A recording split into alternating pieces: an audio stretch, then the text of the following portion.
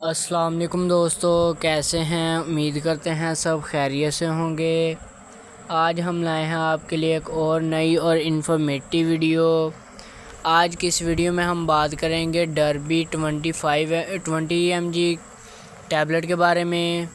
تو سب سے پہلے ہم بات کرتے ہیں اس کی فارمولیشن کی۔ تو ناظرین، اس کی فارمولیشن ایٹوپرائڈ HCl ہے۔ ناظرین، یہ OCCL کمپنی کی پروڈکٹ ہے۔ تو ناظرین، اس کے ایک پیک میں 13 ٹیبلٹ موجود ہوتی ہیں۔ تو ناظرین، اب سب سے پہلے ہم بات کرتے ہیں اس کے استعمالات کی۔ تو ناظرین، یہ ڈربی ٹیبلٹ کو معدے کی تیزابیت، معدے کی جلن اور سر درد، چکر آنا کی صورت میں استعمال کروایا جاتا ہے، اور یہ دوا معدے کے لیے ہی خاص طور پر بنائی گئی ہے، اور یہ معدے کے لیے ہی استعمال کی جاتی ہے۔ اور ناظرین، یہ دوا جیسے کہ ہم نے بتایا سر درد، چکر آنا اور معدے کی بیماریوں میں مبتلا مریضوں کو ہی استعمال کروائی جاتی ہے۔ یہ ان سب مریضوں کے لیے انتہائی مفید ثابت ہوتی ہے۔ تو ناظرین، اس دوا کی اب بات کرتے ہیں اس کے استعمال کی۔ تو اس کو ہم ایک دن میں 3 دفعہ استعمال کر سکتے ہیں، یعنی کہ ایک ٹیبلٹ صبح، ایک دوپہر اور ایک شام کے وقت ہم اس کی خوراک استعمال کر سکتے ہیں۔ تو ناظرین، اس دوا کے استعمال سے ہمیں بھوک بھی لگ سکتی ہے، اور اس دوا کے استعمال سے ہمارا معدہ اچھی طرح سے کام کرنے لگتا ہے، اور یہ ڈائجیشن کے لیے بھی استعمال کی جاتی ہے۔ اور ڈربی ٹیبلٹ ہمارے جسم میں حل ہو کر خراب کولیسٹرول کی اماؤنٹ کو کم کر دیتی ہے، اور اچھے کولیسٹرول کی مقدار کو جسم میں زیادہ کر دیتی ہے۔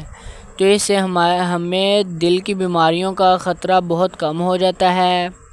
اور ناظرین، اب ہم بات کرتے ہیں اس کے علاوہ اس دوا کے استعمال سے heart attack, chest pain, stroke اور ہارٹ ڈیزیز جیسی بیماریوں کا خطرہ ہمارے جسم میں بہت کم ہو جاتا ہے۔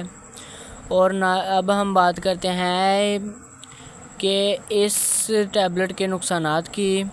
تو اس ٹیبلٹ کے زیادہ لمبے عرصے تک استعمال کرنے سے ہمارا بلڈ پریشر بہت کم ہو جاتا ہے، اور سر درد ہونا شروع ہو جاتا ہے، قبض شروع ہو جاتی ہے، اور لوز موشن وغیرہ اس کے سائیڈ ایفیکٹ میں شامل ہے۔ تو ناظرین، اب ہم بات کرتے ہیں کہ اس دوا کے استعمال کن افراد کو نہیں کروایا جاتا۔ تو اس دوا کا استعمال حاملہ خواتین کو نہیں کروایا جاتا، دودھ پلانے والی خواتین کو بھی اس کا استعمال نہیں کروایا جاتا، اور ایسے افراد جن حضرات نے گاڑی وغیرہ یا کوئی مشینری چلانی ہو تو ان حضرات کو اس کا استعمال نہیں کروایا جاتا، کیونکہ اس کے اندر جو اجزاء ہوتے ہیں اس سے انسان کو غنودگی وغیرہ آنی شروع ہو جاتی ہے، جس وجہ سے آپ کو زیادہ نقصان نہ ہو سکے۔ اس لیے اس دوا کا استعمال کرنے سے پہلے ایک بار اپنے ڈاکٹر سے رجوع کر لینا چاہیے، اور اپنے ڈاکٹر کے مشورے سے ہی استعمال کریں۔ تو ناظرین، یہ تھی ہماری آج کی ویڈیو۔ امید کرتا ہوں آپ کو ہماری آج کی ویڈیو اچھی لگی ہوگی۔ تو ہمارے چینل کو سبسکرائب کرنا، بیل آئیکن کو آن کرنا، تاکہ ہماری آنے والی ویڈیوز کی انفارمیشن سب سے پہلے آپ تک پہنچ سکے۔ اللہ حافظ۔